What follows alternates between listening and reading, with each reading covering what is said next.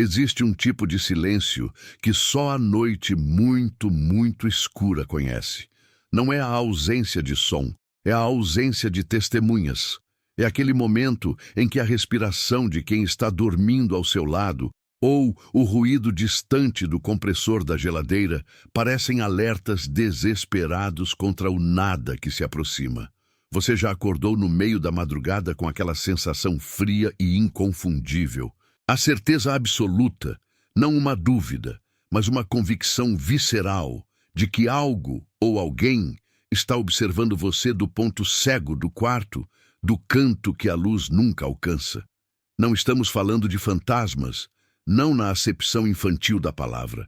Estamos falando de peso, do peso da história, da densidade dos lugares que absorveram tanto desespero que eles próprios se transformaram em filtros, em uma espécie de tecido membranoso que separa o mundo dos vivos do que deveria ter sido esquecido. Pense nisso por um instante. Cada passo que damos é sobre milhões de histórias que o tempo e a terra deveriam ter resolvido. Mas o que acontece quando a terra se recusa a cooperar? O que acontece quando o deserto, que é o grande devorador e o maior esquecedor, decide que não quer mais carregar o fardo? É aí que chegamos a Sonora, em 1908. Sonora é um nome que evoca areia fina, calor insuportável e promessas quebradas. Não é apenas uma localização geográfica no México, é um estado mental de exaustão, onde a linha entre a ambição e a loucura se desfaz sob o sol do meio-dia. Na virada do século, o norte do México, particularmente os desertos de Sonora e Chihuahua, era um barril de pólvora de ganância, política instável e a eterna, sedutora promessa do ouro. Não o ouro abundante, fácil de minerar, mas o ouro que exigia o sacrifício de cada gota de suor, de cada pingo de sanidade. As pessoas que iam para lá eram calejadas, desesperadas ou terrivelmente ingênuas. Elas buscavam riqueza em um ambiente que tinha apenas um interesse: despojar, consumir e finalmente descartar. Mas o deserto de Sonora, de 1908, tinha um apetite diferente, uma peculiaridade geológica, ou talvez uma maldição, que o distinguia de todos os outros. Era o deserto que devolvia o que tomava. É crucial que você entenda o cenário antes de nos aprofundarmos nos detalhes do que foi devolvido. Imagine o calor. Não o calor de um verão úmido, mas aquele calor seco, sem misericórdia, que racha os lábios em minutos e transforma o oxigênio em poeira. O chão não é terra, é rocha pulverizada, cactos defensivos e uma miragem constante de água que só serve para zombar de você. O silêncio é a primeira arma. Se você gritar, o deserto absorve o som instantaneamente, sem eco, como se fosse um insulto insignificante. Os mineiros, os prospectores, os desesperados que se aventuravam nas minas abandonadas ou cavavam freneticamente buscando veios virgens, todos sabiam a regra básica da sobrevivência no deserto. Se você morrer aqui, você desaparece. A carne seca, o sol bronzeia o que resta, os coiotes e abutres fazem o trabalho, e o vento se encarrega de cobrir os ossos com areia fina até que não haja mais vestígio. Em 6 meses, talvez 1 ano, o deserto teria apagado o seu nome da lista. Mas em 1908, algo mudou. Eloy Valdez era um homem que não procurava ouro. Eloy procurava Eloy. E ele o encontrou no deserto na forma de um catador, um homem que ganhava a vida vasculhando os acampamentos abandonados, comprando e vendendo ferramentas enferrujadas, barris vazios, o refúgio da ambição fracassada. Ele conhecia o deserto como a palma da sua mão áspera, conhecia as trilhas secretas e, o mais importante, conhecia o ritmo da morte no deserto. O que começou a incomodar Eloy não foi o que ele perdeu ou o que ele encontrou, mas o que o deserto estava devolvendo. A primeira ocorrência documentada, embora ignorada pela autoridade mexicana distante, foi o caso da mula perdida. Uma mula de carga carregada com mantimentos e suprimentos essenciais para um pequeno grupo de garimpeiros desapareceu em maio de 1908. Sumiu sem deixar rastros, sem arrastar, sem rastros de luta. 3 semanas depois, a mesma mula foi encontrada, não como um esqueleto, mas intacta. Não viva, mas perfeitamente preservada. Estava encostada em uma formação rochosa a apenas 10 metros de onde havia sido vista pela última vez, mas em uma área que Eloy e os outros haviam vasculhado metodicamente. O que era bizarro era a carga. Os sacos de farinha, o sal, as lanternas de querosene, tudo estava lá. O deserto não havia consumido nada. O calor escaldante, que deveria ter azedado a farinha em horas, a havia cozinhado, mas não deteriorado. A mula parecia ter morrido há 2 dias, não há 3 semanas. Seus olhos estavam abertos, fixos no céu azul e opressor. Pequenas anomalias se tornaram mais frequentes. Uma picareta de ferro, que havia sido claramente jogada em um poço seco em um acesso de raiva 1 mês antes, reapareceu na borda do poço, limpa de poeira, como se tivesse sido usada há 5 minutos e deixada ali por um trabalhador que saiu para almoçar. Um cantil de couro, esquecido por um prospector que havia morrido de exaustão a 10 quilômetros dali, foi encontrado por Eloy, não vazio e duro, mas cheio de água fria e potável, água que deveria ter evaporado completamente em 48 horas. É aqui que o medo começa a se infiltrar, não no espetáculo de uma aparição, mas no erro de cálculo do ambiente. O deserto estava rejeitando o princípio da entropia. Ele estava se recusando a permitir que o tempo e o ambiente fizessem seu trabalho de desintegração. Ele estava preservando, catalogando e, o pior de tudo, devolvendo de forma metódica e perturbadora aquilo que havia sido jogado fora. Pense no deserto como um estômago gigantesco. Ele engole a ambição, o suor, a vida. Mas, em 1908, esse estômago começou a ter refluxo. Se você está acompanhando esta história até agora, se você sentiu o peso daquele silêncio na madrugada se transformando no peso da areia que não se move, preste atenção. Você se tornou uma testemunha, e talvez isso seja perigoso. O deserto, como a história, não gosta de ser ignorado. Fique até o fim. E se você acha que a sua memória está começando a falhar ou que as coisas na sua casa estão ligeiramente fora do lugar, é bom ter alguém por perto. Clique no botão de inscrição agora, como um pacto silencioso de que você não vai fugir no momento mais sombrio. Voltando à sonora. O que o deserto devolvia era frequentemente inanimado, mas as implicações eram aterrorizantes. Se o ambiente estava se recusando a consumir uma picareta ou um cantil, o que ele faria com algo mais pessoal, mais imbuído de intenção humana?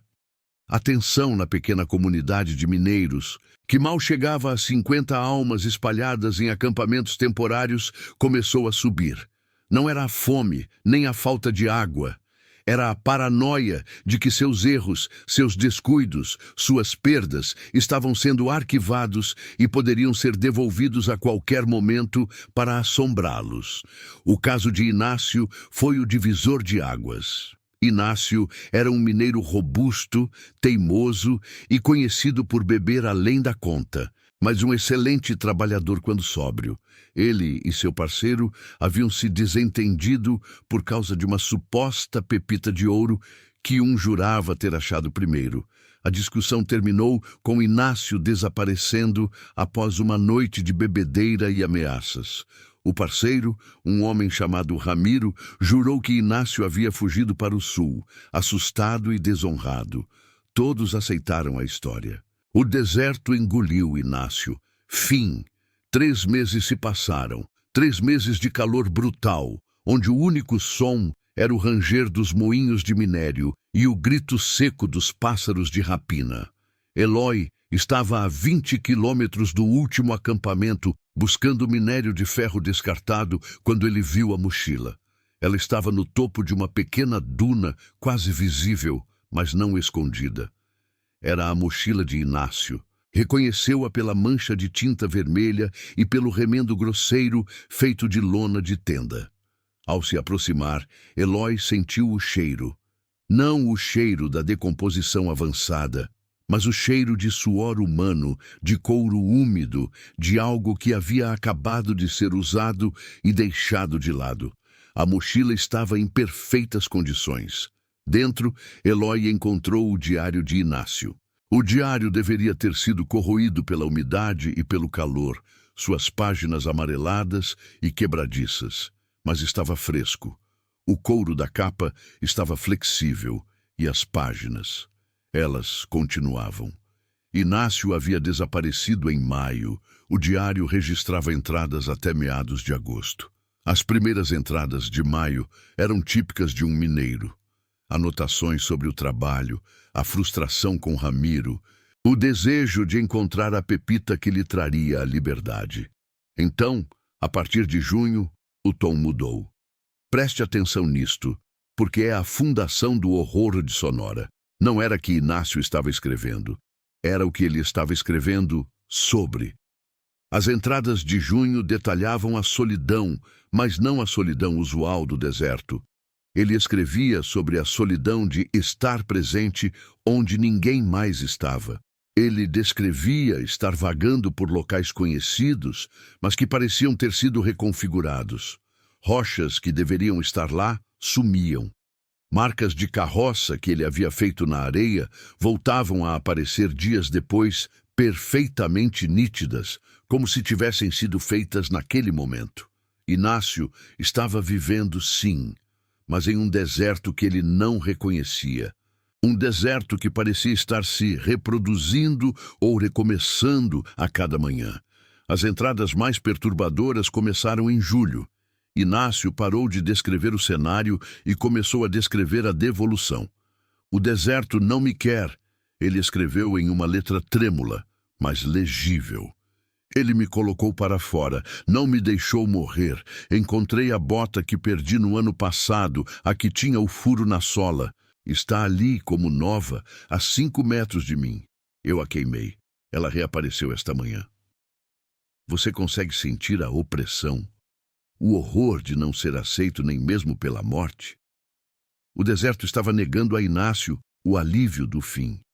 Ele o estava preservando, mantendo-o preso em um loop de sobrevivência e desespero, usando-o como uma espécie de peça de museu para seu próprio castigo. As últimas páginas do diário de Inácio eram um manifesto de puro pavor. Ele descrevia o calor como uma força consciente que o impedia de correr, mas não o matava. Ele escrevia sobre ver sombras de si mesmo em formações rochosas distantes, sombras que acenavam. Não eram miragens de água, eram miragens de memória, e a última entrada de agosto era a mais fria, a mais densa de terror psicológico. Eloy teve que ler a frase 3 vezes sob o sol escaldante, sentindo a pele arrepiar apesar da temperatura. Eles me encontraram. Não são pessoas. É o que o deserto não engoliu. Eles voltaram. Estão aqui comigo. Eloy, eles não têm cheiro de morte. Eles cheiram a poeira limpa e silêncio. Naquele momento, Eloy soube que o perigo não era o deserto, mas o que ele exalava. A verdade era que Sonora, em 1908, havia atingido um ponto de saturação. A quantidade de violência, ganância e morte não resolvida havia sobrecarregado o ambiente. O deserto estava vomitando a história que não podia mais digerir. Claro, a reação imediata ao encontrar o diário foi buscar Inácio. O acampamento se mobilizou. Ramiro, o parceiro que havia se desentendido com ele, parecia o mais aterrorizado. Ele insistia que era uma piada, uma farsa. Mas o diário era real demais. O cheiro de couro novo era muito estranho para ser ignorado. Eles usaram as coordenadas e as descrições nebulosas de Inácio. Eloy, liderando a busca, finalmente o encontrou. Não enterrado, mas sentado. Inácio estava sentado em uma cadeira de madeira, perfeitamente intacta, que havia sido roubada do acampamento principal 6 meses antes. Ele estava na base de um grande cacto saguaro, parecendo exausto, mas ileso, exceto por uma camada fina de poeira branca que o cobria. A poeira não estava sobre ele, parecia emanar dele. Quando se aproximaram, Inácio não se moveu. Seus olhos estavam abertos. Ele estava morto. Mas ele não estava seco como deveria estar. Não estava inchado, como estaria se tivesse morrido recentemente e preservado pela sorte. Ele parecia ter acabado de voltar de uma longa caminhada. Sua pele estava fria, mas estranhamente macia ao toque. Quando Eloy tocou seu braço, o corpo de Inácio se desfez, não em pó ou ossos, mas em uma fina areia avermelhada. O corpo de Inácio não havia sido desintegrado pela natureza. Ele havia sido substituído pela areia de Sonora. Era como se o deserto tivesse mantido a forma de Inácio, o invólucro, até o momento exato em que ele foi tocado por um ser vivo. Uma devolução macabra, completa com a forma e a aparência da vida, mas sem o conteúdo biológico. A areia que o compunha era a mesma areia que o envolvia. O horror não era a morte de Inácio. O horror era a embalagem. O deserto havia rejeitado a matéria orgânica, mas havia preservado a casca, a imagem. E se isso acontecia com o corpo, o que acontecia com a mente? Os mineiros tentaram enterrar a areia de Inácio, mas a areia não aceitava. A cada manhã, o pequeno monte que eles haviam cavado estava espalhado, e a areia de Inácio voltava a se assentar na cadeira de madeira, recriando a forma vaga de um homem sentado. Você tem que entender, não eram apenas objetos. Era a promessa de que nada no deserto de Sonora desapareceria de verdade. E se nada desaparecia, então o que havia morrido ali, o que havia sido perdido, estava apenas esperando o momento certo para ser rearranjado e devolvido. Ramiro, o parceiro que brigou com Inácio, foi o próximo a sentir o peso dessa devolução. Ele começou a encontrar pertences que havia jogado fora anos antes. Cartas de uma ex-amante que ele queimara, um canivete que havia perdido na lama. Tudo aparecia limpo, quase novo, na borda de sua cama. Mas o que Ramiro mais temia estava voltando, o motivo da briga com Inácio, a pepita de ouro que ele jurava ter encontrado primeiro e que havia escondido. A pepita que Ramiro havia enterrado sob uma pedra específica e marcado o local meticulosamente, apareceu na sua mesa de jantar, limpa, perfeita. E junto dela havia um pedaço de couro de sapato, do tipo que Inácio usava. Ramiro sabia que o deserto não estava apenas devolvendo, ele estava julgando. E a pior parte não era o julgamento, mas a confissão forçada. O deserto forçava você a confrontar cada erro que você achava que ele havia apagado. E isso é apenas o começo. O deserto de Sonora, de 1908, estava aquecendo, não só pelo sol, mas por uma saturação de memórias rejeitadas. Aos poucos, os homens começaram a ver e ouvir não apenas os objetos que voltavam, mas o que estava preso na areia. Os ecos de seus próprios atos passados, cristalizados e preservados. Eu me pergunto, se o seu deserto pessoal decidisse devolver tudo que você pensava ter enterrado, o que voltaria primeiro? O que o silêncio devolve quando se recusa a ser cúmplice? Se você sentiu um calafrio agora, se algo na sua mente ligou essa história a um objeto seu que sumiu e reapareceu, talvez você não devesse ficar sozinho. Compartilhe este relato com alguém, um amigo, e peça para ele ler a resposta, para você ter certeza de que não está inventando isso. Diga a eles que você ouviu o som. Escreva "Eu ouvi" nos comentários, apenas para saber que você não está sozinho nessa escuta noturna. Porque o verdadeiro terror de Sonora não é o que o deserto pode tomar, é o que ele insiste em devolver, transformando cada grão de areia em uma testemunha e cada homem em um prisioneiro de sua própria história, perfeitamente preservada. E Eloi, o catador de lixo, estava prestes a descobrir que o deserto não devolvia apenas objetos e corpos vazios. Ele estava começando a devolver as vozes. E quando as vozes retornam, elas sempre têm algo a dizer. E muitas vezes é o seu nome. Você já se sentiu observado por um lugar e não por uma pessoa? Não o tipo de observação que vem de uma janela vizinha, mas o olhar pesado de uma geografia, o escrutínio silencioso de algo feito de rocha, poeira e tempo imensurável. É essa sensação que começamos a entender, que começou a corroer o grupo em Sonora em 1908, logo após o que chamei de a primeira leva de desaparecimentos e o silêncio que o seguiu. Aquele silêncio, veja bem, não era apenas ausência de som. Era uma massa. Era a confirmação de que o deserto não era um vácuo, mas uma criatura que respirava devagar e que agora, tendo se alimentado, estava digerindo. E foi nesse período de digestão, nesse miasma de areia quente e ar imóvel, que começaram as devoluções. O deserto de Sonora. Descobrimos através dos diários febris do engenheiro Ramos, que teimei em transcrever até as notas de rodapé rabiscadas, não estava interessado apenas em tomar. Ele estava interessado em permuta, em um ciclo vicioso de troca, onde a moeda de maior valor era sempre a sanidade do sobrevivente. A primeira coisa que voltou foi o relógio de bolso de um mineiro chamado Elias.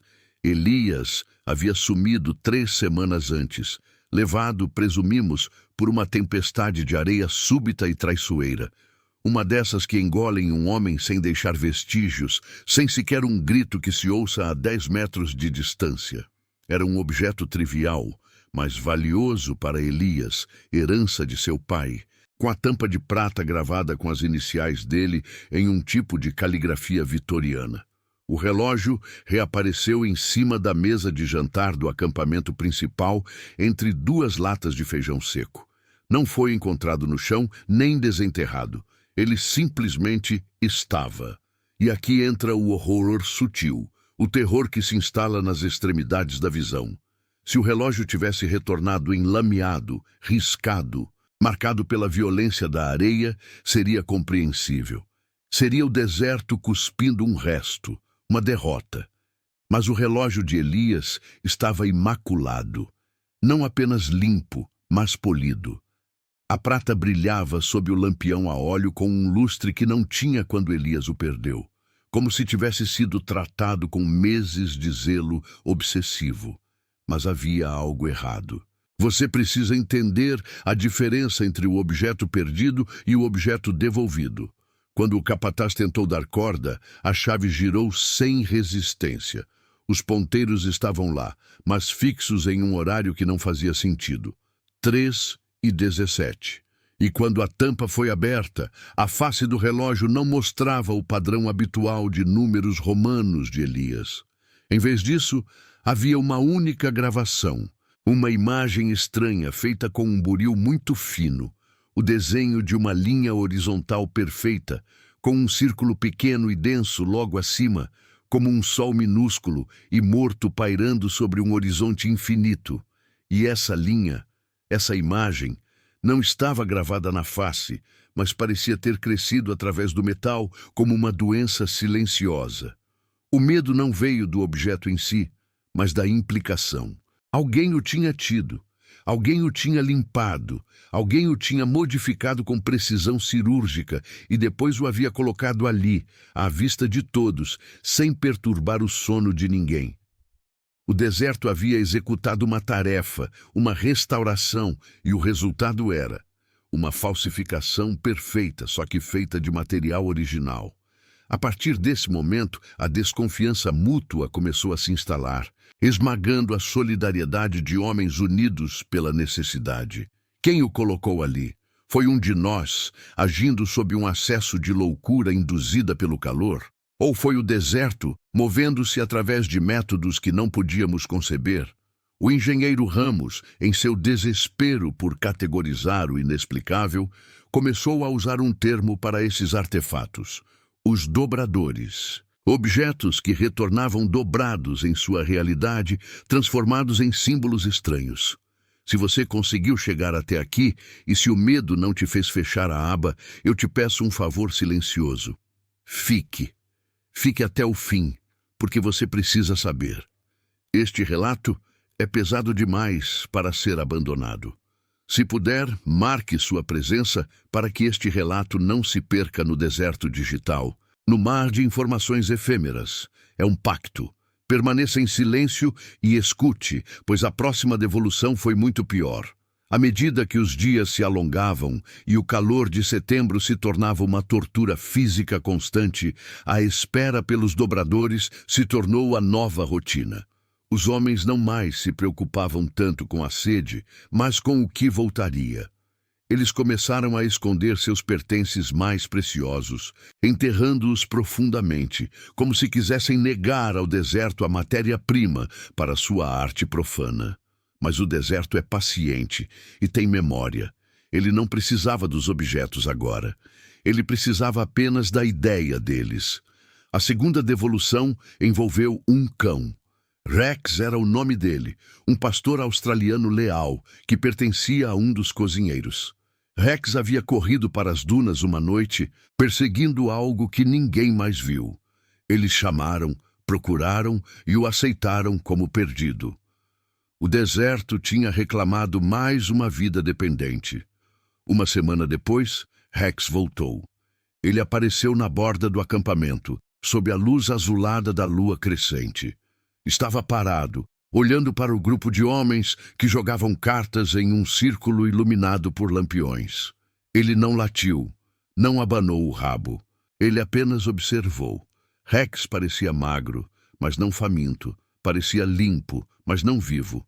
Quando o cozinheiro, aliviado e choroso, correu para abraçá-lo, Rex não reagiu.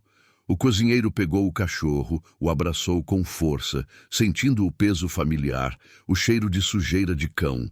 Mas o Rex devolvido não tinha pulso. Ramos descreve o momento com uma frieza clínica que beira o terror.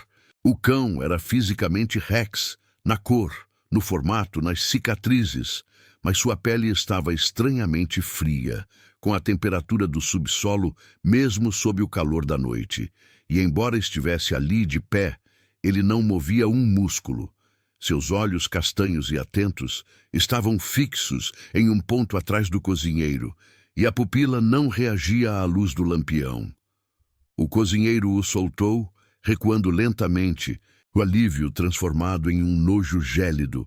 O animal, a réplica, permaneceu de pé. Ele não respirava, não bebia água, não comia a carne que lhe foi oferecida. Era um autômato biológico, uma estátua feita de carne de cão. E o pior, se você o empurrasse, ele não caía. Ele se movia sim, mas apenas para se reajustar à posição original, como se estivesse ancorado por uma gravidade interna incompreensível. Rex, o dobrador, ficou ali por 3 dias. 3 dias de horror silencioso e testemunha constante. Ele olhava sempre para o vazio atrás dos homens, e sua presença não era a de um fantasma, mas a de um lembrete físico de que o deserto não era apenas um túmulo, mas um taxidermista perverso. Ele pegava a vida, processava-a e devolvia uma imitação perfeita, desprovida da chama essencial. Você consegue imaginar a opressão de ter um cão sem vida, mas em perfeito estado, olhando para você 24 horas por dia, sem piscar? Os homens tentaram se livrar dele. Primeiro, o cozinheiro, em uma explosão de desespero, tentou enterrá-lo. O corpo de Rex era incrivelmente pesado, como se suas células tivessem sido compactadas com minério. Quando finalmente o cobriram com areia, a réplica de cão reapareceu na manhã seguinte, sentada exatamente onde havia sido visto pela primeira vez. Tentaram queimá-lo. O fogo mal o chamuscou. A pele de Rex parecia repelir o calor, absorvendo a energia sem se consumir. O medo evoluiu. Não era mais o medo da morte súbita, mas o medo da substituição, da eternidade congelada em um corpo que deveria estar em decomposição. Os homens começaram a checar uns aos outros, a tocar a testa para garantir que havia febre, pulso, respiração. Eles tinham medo de que a próxima devolução fosse um deles, um colega de trabalho, retornado, olhando com olhos que viram o que havia no interior do deserto e voltaram vazios. Este é o ponto onde a tensão deixa de ser externa e se torna puramente psicológica. Uma esquizofrenia induzida pela paisagem. Ramos começou a rabiscar observações sobre a cor do céu. Ele notou que o céu, naquela parte de Sonora, parecia ter um tom ligeiramente mais pálido ao meio-dia, como se a própria cor estivesse sendo drenada, absorvida pela imensidão branca da areia. E então houve a terceira devolução, que destruiu o último resquício de ordem na mente dos poucos que restavam. Um jovem geólogo, recém-chegado da cidade do México, havia perdido seu caderno de anotações há cerca de um mês. Era um caderno comum, capa de couro gasto, cheio de cálculos sobre depósitos minerais e cartas para sua noiva. Ele voltou. Estava na sua cama, aberto na primeira página. Mas a caligrafia não era a do geólogo. E o idioma, bem, o idioma não era humano. As páginas não tinham sido preenchidas com tinta, mas com um material seco e escuro, parecido com sangue fossilizado, que formava símbolos complexos e densos. Os símbolos não tinham repetição, não eram um alfabeto, mas pareciam diagramas orgânicos, como mapeamentos de veias ou raízes aéreas. Cada página era completamente coberta, sem margens, sem espaços em branco. Era um texto que parecia querer escapar das bordas do papel.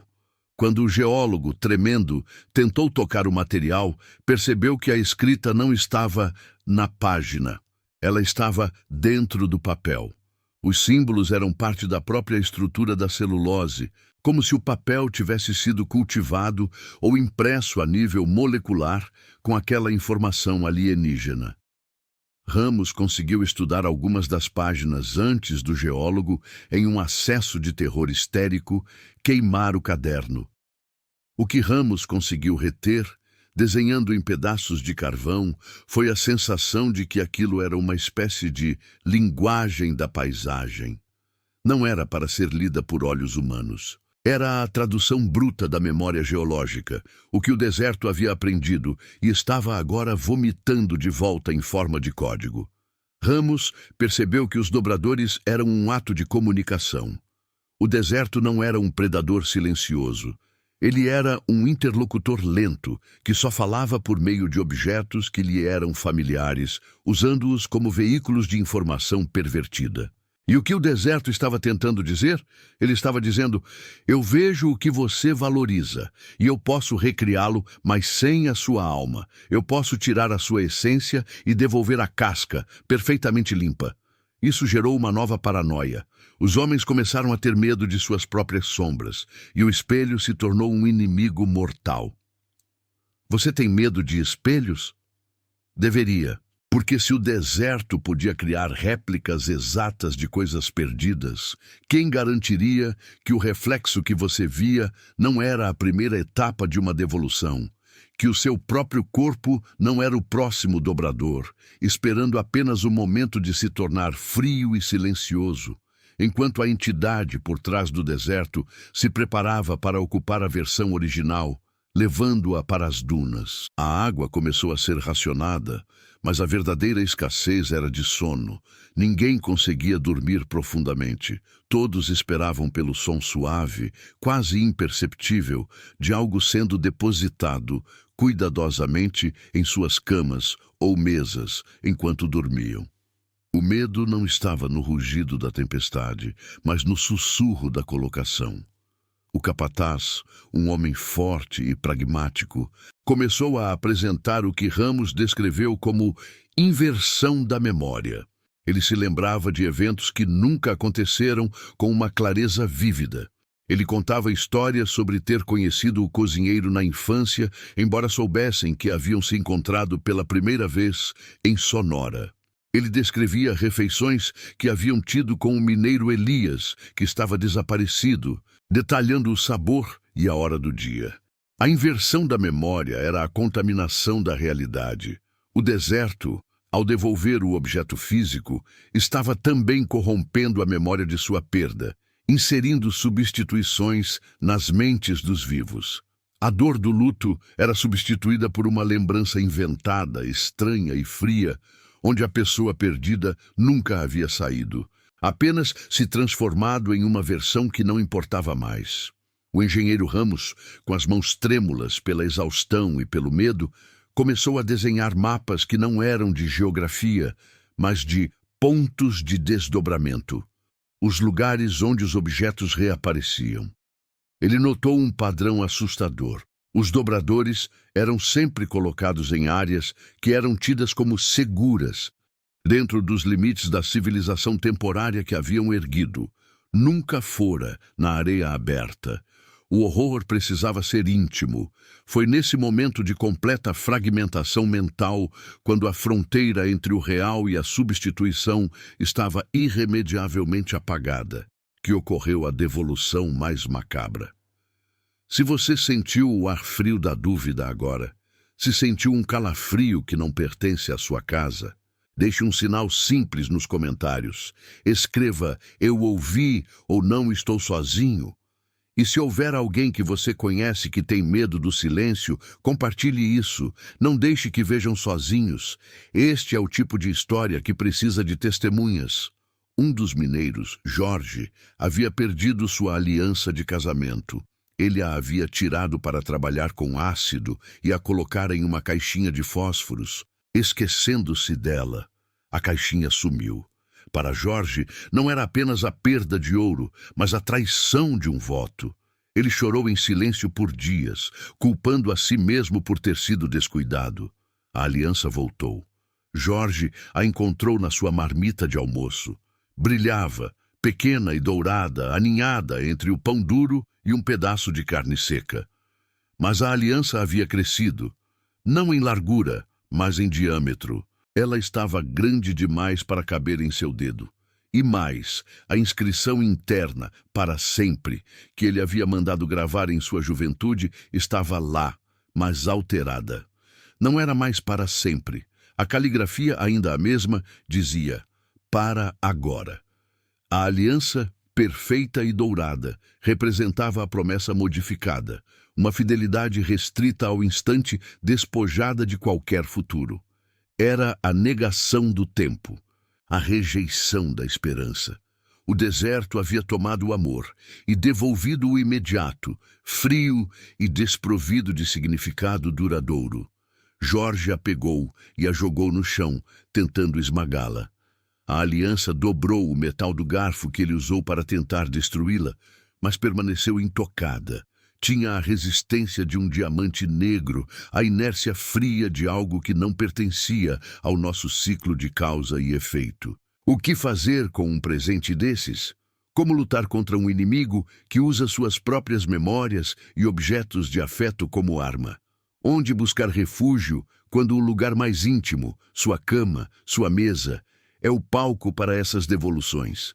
Ramos teorizou, na última entrada legível de seu diário, antes da sua própria e inevitável desintegração mental, que o deserto não era apenas um acumulador de matéria. Era um vasto processador de tempo. O que ele devolvia não era o objeto perdido, mas a memória do objeto em um estado de perfeição impossível, congelado fora da linha temporal. Aquele relógio, aquele cão, aquela aliança, eles existiam em um estado de eterno agora, e o horror era que essa eternidade estava sendo imposta sobre a fragilidade da vida humana. O Rex devolvido continuava lá, parado, olhando, e conforme as semanas avançavam e a paranoia se tornava o ar que respiravam, os homens notaram uma mudança mais sutil no cão.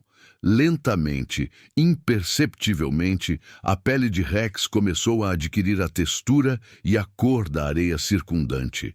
Ele não estava se decompondo, estava se mimetizando, se fossilizando em sua forma devolvida. O Rex não era um animal morto, era um monumento ao que foi perdido, e a prova de que, para o deserto, tudo é apenas um elemento, pronto para ser reciclado e retornado em uma forma que desafia a lógica, sempre com aquele toque sutilmente errado, aquele detalhe que grita a ausência de alma.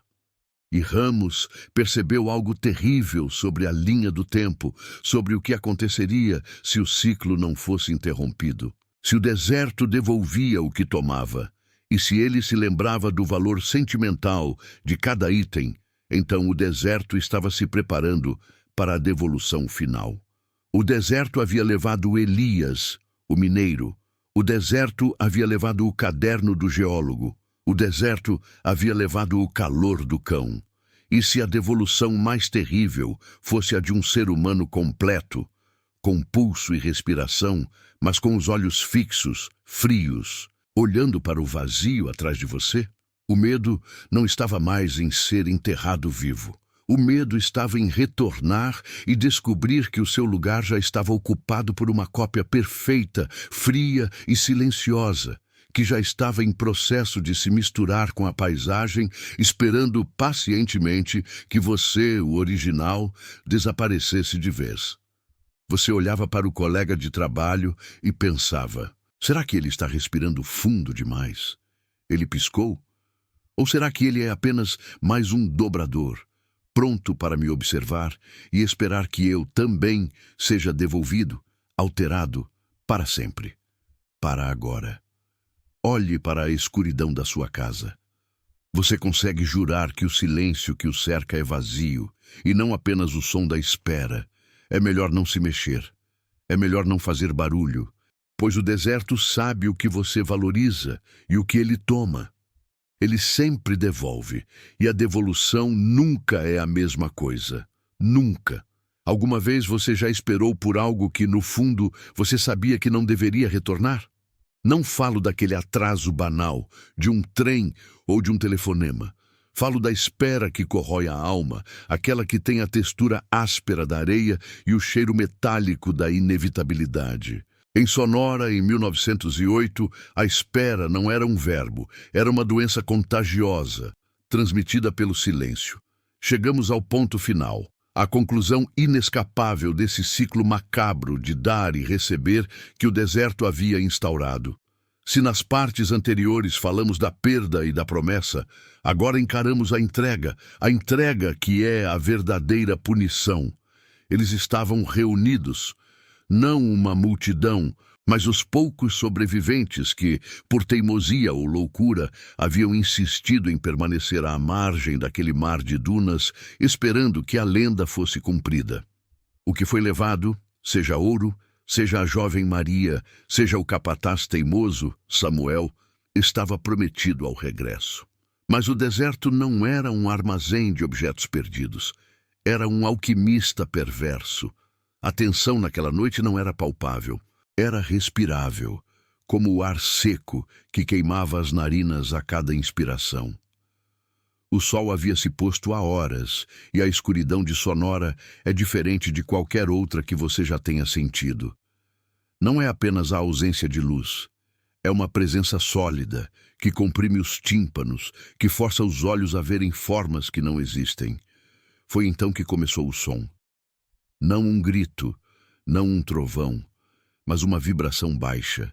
Um zunido grave que parecia vir do centro da terra, como se o deserto estivesse finalmente tossindo, expelindo o corpo estranho que o incomodava há meses. E se você está aqui, ouvindo essa história até o fim, é porque talvez você entenda que há pactos que se fazem no escuro, pactos de curiosidade mórbida. Fique até o fim e talvez a gente consiga atravessar isso juntos. E se você sente esse frio na espinha, você sabe o que fazer para garantir que essa voz continue sussurrando. O zunido se tornou mais forte e a areia começou a dançar. Não o movimento suave causado pelo vento, mas um tremor interno, como se milhões de grãos estivessem se reorganizando em protesto. Os poucos homens que assistiam à cena sentiram um formigamento nos pés. O chão debaixo deles não era mais firme, era maleável, vivo. Lembre-se da promessa: o deserto devolvia o que tomava, mas ele nunca prometeu devolver intacto. O primeiro sinal veio de longe, uma mancha escura contra o horizonte estrelado. À medida que se aproximava, percebeu-se que não era uma mancha, era uma forma, e a forma era humana. O capataz Samuel havia desaparecido 6 meses antes, levado por uma tempestade de areia enquanto tentava salvar uma mula. Ele era um homem grande, forte, mas conhecido por sua falta de empatia. Ele era o tipo de homem que o deserto odiaria guardar, mas amaria reformatar. Quando a forma de Samuel emergiu totalmente da escuridão, não houve gritos imediatos, apenas um silêncio pesado, interrompido apenas pelo ranger dos dentes e pelo som sutil da respiração acelerada dos observadores. Samuel estava lá, mas não era Samuel. O deserto havia devolvido o volume, a estatura, a silhueta, mas o que caminhava não era feito de carne e osso. Era feito da memória do deserto sobre Samuel. Sua pele não era pálida ou decomposta. Era uma crosta de areia compactada e minerais de ferro, com a cor de um pôr do sol doente. Onde deveriam estar os olhos, havia 2 cavidades ocas preenchidas por fragmentos de obsidiana que capturavam a luz da lua e a devolviam com um brilho frio e morto.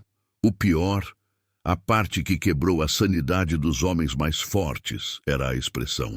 Samuel não tinha a máscara de agonia que se esperaria de alguém que morreu lentamente de sede e calor. Ele tinha uma expressão de profunda, quase infantil, confusão. Era a face de alguém que tentava desesperadamente se lembrar de quem era, mas só encontrava em sua mente o ruído do vento e o peso da areia. Ele caminhava lentamente, com passos que não faziam som, pois seus pés eram apenas torrões de barro seco. Quando ele se aproximou o suficiente para que seu irmão, Jorge, pudesse vê-lo em detalhes, Jorge não correu. Ele congelou. Você já sentiu aquela paralisia do horror, onde seu cérebro grita para você fugir, mas seu corpo se recusa a obedecer? É um tipo de traição biológica, e Samuel era a prova física dessa traição. Samuel? É você? Jorge sussurrou, a voz se esvaindo no ar seco. A criatura parou. Ela girou a cabeça, um movimento lento e granulado que liberou pequenas partículas de poeira. A obsidiana se fixou em Jorge, e então, o som. Não uma voz. O que emergiu daquela boca de argila rachada foi o som de areia fina sendo arrastada sobre o vidro. Uma raspagem seca e aguda que tentava formar palavras. Eu, o, que... Ele estava tentando falar, mas o deserto havia roubado as cordas vocais, deixando apenas a repetição mecânica dos últimos sons que Samuel havia proferido em vida. Talvez ele estivesse tentando perguntar quem ele era. Talvez estivesse perguntando o que havia acontecido. O horror não estava no fato de ele estar morto e de pé, mas no fato de ele estar preso nesse estado de quase vida, sendo forçado a carregar a casca de sua própria identidade. O deserto devolveu Samuel, mas manteve sua alma como refém, usando o corpo como um fantoche para torturar aqueles que haviam ficado. Mas Samuel era apenas o aperitivo.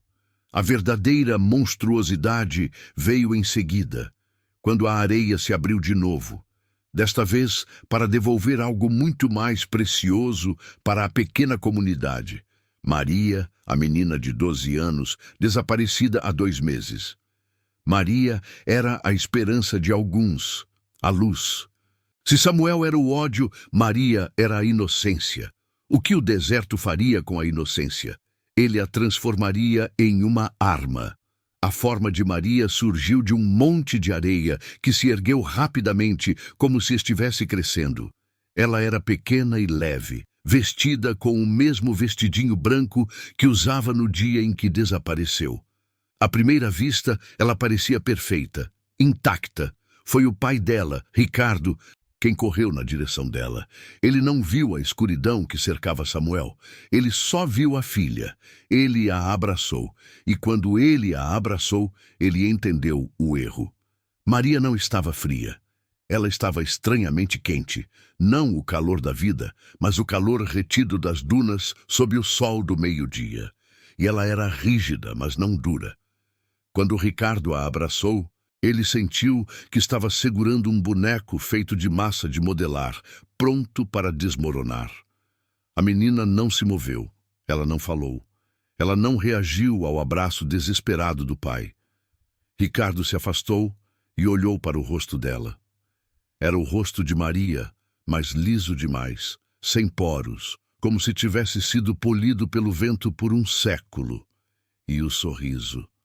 Ah, o sorriso de Maria era o auge da crueldade do deserto. O rosto dela estava paralisado em um sorriso largo, desproporcionalmente grande, que não alcançava os olhos. Era um sorriso de felicidade pura e vazia, um simulacro da alegria, mas que na verdade representava a ausência total de emoção, a perfeição da casca vazia. Maria, meu amor, você voltou. Ricardo soluçou, tremendo. A menina levantou a mão lentamente. O movimento era robótico, quase doloroso de assistir. Ela levou a mão ao rosto do pai, e quando seus dedos tocaram a bochecha de Ricardo, não foi um toque suave. Seus dedos, embora parecessem macios, eram preenchidos por algo mais pesado.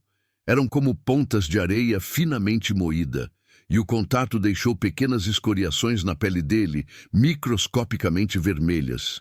E então Maria falou. Sua voz não era o raspado de Samuel.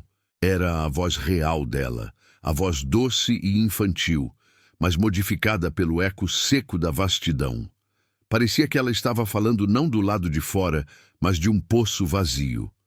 Eu voltei, papai, disse Maria, e o sorriso se alargou mais, tornando-se uma fissura perturbadora no rosto polido. Onde você estava? O que aconteceu? Perguntou Ricardo, o medo já suplantando o alívio. Maria apertou o rosto do pai, e a fricção da areia invisível era dolorosa.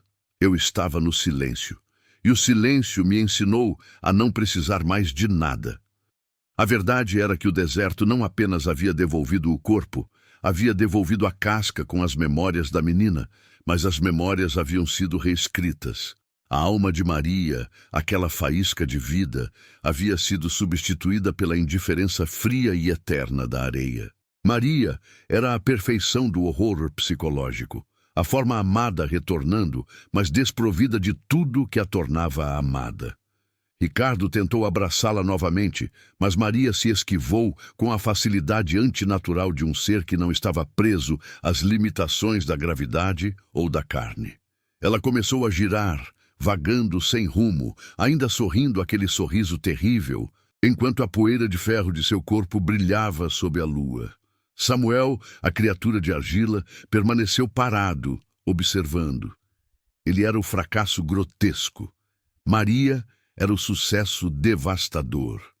O deserto estava enviando uma mensagem clara para a Sonora. Vocês podem esperar, podem implorar, podem tentar recuperar o que perderam, mas o que eu lhes devolverei será uma prova irrefutável de que a perda é permanente. Essa revelação se tornou o novo credo daquele pequeno vilarejo. Eles não podiam mais enterrar seus mortos. Eles tinham que vigiá-los. O que se seguiu não foi uma fuga, mas uma lenta e dolorosa aceitação. Samuel foi amarrado e colocado em um celeiro escuro, onde passava os dias emitindo aquele som de vidro raspado, uma tentativa incessante de se comunicar ou se lembrar. Ele era um espelho quebrado da humanidade. Maria, com seu sorriso frio e sua voz de poço, foi a pior. Ela não precisava ser amarrada, pois sua presença era uma tortura constante. Ela andava pela casa, tocando objetos, mas sem sentir nada. Ela dormia em pé, no canto, e quando acordava, seu sorriso já estava lá, esperando. Ricardo, o pai, envelheceu 20 anos em uma semana. Ele tinha a filha de volta, mas o que ele tinha era a prova de que o amor era inútil contra a indiferença do deserto. Ele tinha que conviver com a representação perfeita e zombeteira de sua dor. Você já pensou no que faria se aquilo que você perdeu voltasse, mas não para te confortar, e sim para te lembrar constantemente do que foi roubado? O medo naquelas noites não vinha dos ventos ou dos coiotes. Vinha do andar arrastado de Samuel no celeiro e da presença silenciosa de Maria na sala de estar, observando o teto com seu sorriso eterno. Eles eram os troféus do deserto, exibidos para que todos soubessem que, embora a entidade fosse justa em devolver, ela era cruel em sua transformação. Com o tempo, a comunidade se dissolveu. Os poucos que restaram tornaram-se guardiões silenciosos das criaturas que haviam retornado. Sonora, em 1908, se tornou um museu de horrores particulares, onde a família e a dor andavam lado a lado, imortalizadas pela areia. O deserto de Sonora, no final, era um mestre da ironia. Ele não apenas tomava a vida, ele tomava a morte e a transformava em uma eternidade de sofrimento para quem ficava. A lição era clara: melhor aceitar a perda definitiva do que receber o retorno corrompido. A última vez que se soube de Maria, ela estava sentada em uma duna, a quilômetros de distância do vilarejo, sob um sol escaldante que deveria derretê-la. Mas ela não derretia. Ela absorvia o calor e seu sorriso ficava cada vez mais radiante. Ela havia se tornado parte da paisagem, uma estátua viva da solidão. O deserto havia devolvido o que tomou, e ao fazer isso, havia provado que era o único proprietário de tudo. E se você já sentiu a presença do retorno, o eco frio de algo que deveria estar morto, deixe um sinal para sabermos. Apenas uma palavra no comentário: devolvido. E não guarde isso só para você. Há quem precise saber que não está sozinho, e que o deserto está sempre perto, esperando a próxima oportunidade para mostrar o seu poder de transformar a dor em uma piada eterna. Porque a verdade mais aterrorizante sobre aquela lenda de Sonora é que o deserto não parou em 1908. Ele continua tomando e ele continua devolvendo. Olhe para trás. Olhe para aquela sombra no canto do seu quarto, que parece a de alguém que você conheceu. Tem certeza que ela está vazia? Ou é apenas a casca de algo que o seu próprio deserto pessoal resolveu de repente retornar? Não feche os olhos. O deserto só precisa de um pouco de areia e de sua lembrança. E se você ouvir o som de algo raspando no chão de madrugada, não vá ver o que é.